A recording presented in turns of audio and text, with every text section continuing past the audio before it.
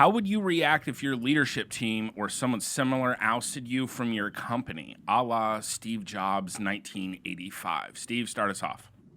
Well, first and foremost, I would be incredibly mortified. I mean, like, I know I don't convey a lot of feelings, don't show I have feelings, but I do genuinely care about the people around me.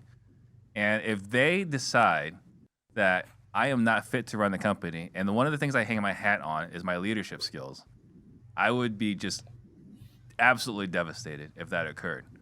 With that said, I would just move on, right? I might burn the building down, but I would move on and start another business and move on. You know, it might take me a month or two or three to recuperate, but then I would just start all over. I wouldn't dwell on it for like a long period of time. I would just rebuild, kind of like Steve Jobs did. Fair. All right. I like it. The forgive and forget. Not even necessarily forgive, just more forget. All right, Eric, what about you? What are your thoughts, boss? It's very thought-provoking, right? I think I appreciate Steve's transparency that I think we'd like to say that we wouldn't care. We would somehow be extremely resilient, but in an organization, mine and Steve's, and the way that Apple was built is that it was built on our backs of blood, sweat, and tears. So there's part of me that would be extremely upset, probably embarrassed, but in the reality, it turned out to probably be a good decision at the time. And I would imagine and I would hope that I put enough of the right people around me that somehow my judgment was clouded. And thank goodness I had the right people in the right seats at my company, and they made the decision to oust me because I didn't belong here anymore. So yeah, it'd be upsetting, but I think there would be some satisfaction in the fact that they probably made the right decision. So it's easy to say probably from the sidelines when it would happen. And if it would happen, it might come out a different way, but sitting here on the sidelines, imagining what if, I'd like to think that that's how I'd respond. Nice. All right, Eric. Leon, what are your thoughts?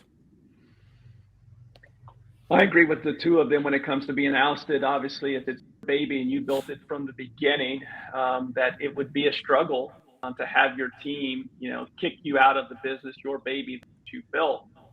But I'm going to flip it a little bit in regards to what I hear from investors on a daily basis, which is they want to, how do I get to a level where I'm working on the business instead of in the business?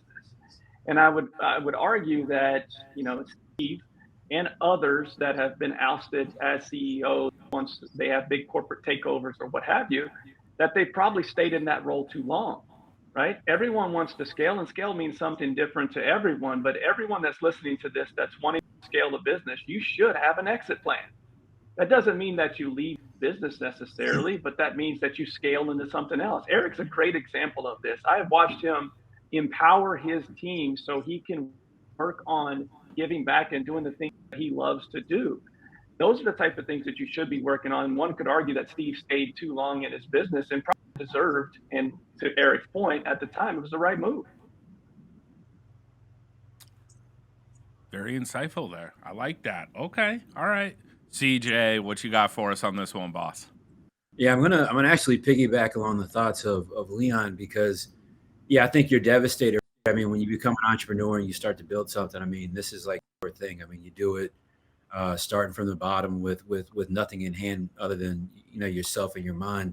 But I also think in business and in life, when you talk about scalability, when you talk about a business as big as Apple or any business that's big enough to have a true board of directors, a true CEO, they become operations within themselves that become much bigger than the owner or the founder. And so I think when you're in a situation where you've got leadership and sound leadership that you place around you that steps to you and makes the point that, maybe the business in terms of scalability and size has exceeded your level of knowledge or design, depending on what type of business you're in, right? I think that one of the flaws of Apple is that, Steve Jobs' limitation at that point in time may have been his eye for design or creativity that some other people could have brought some different leadership to the table to lead the company to that next era. So does it suck? Would it hurt? I mean, yeah, I'd probably cry like a baby if it happened. But again, I think once a business becomes its own entity within itself outside of its founder, I think it's, to everybody's benefit to run it, accordingly for sure.